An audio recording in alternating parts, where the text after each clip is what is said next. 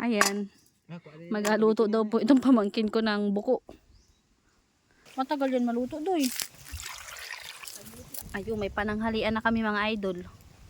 Ito man din yung ina-request sa akin ng isang followers ko. Magluto daw ng buko. Pero ano kasi, nakuha na nila yan. Naabutan na lang namin dito sa inatuluyan nilang parang bahugan ng baboy.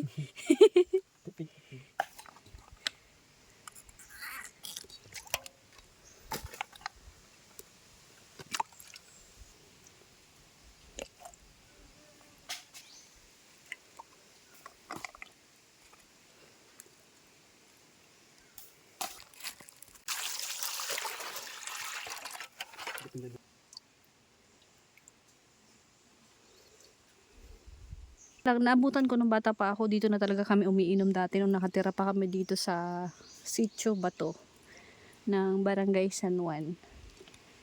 Diyan. Yan o. Diyan na inom.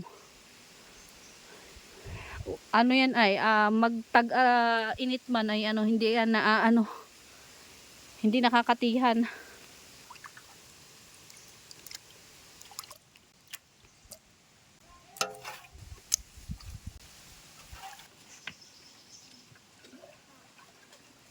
Nilalamas para matanggal yung mga lamod. Lagyan natin ng asin sa paglamas.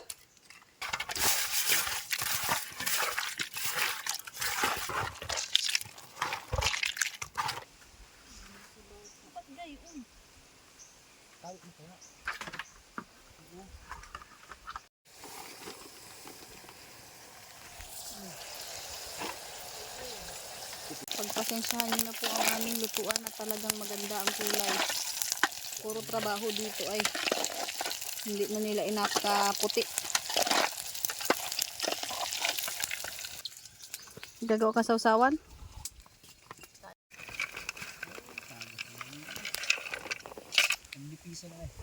Sunod ako. Kami sus. Kami sus wala. Ayos lang dun.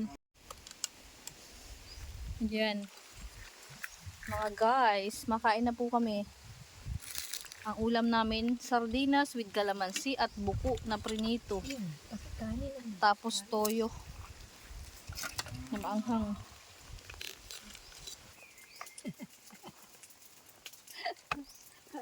Dati na was tingin. Dati na tinawag, kain kami ng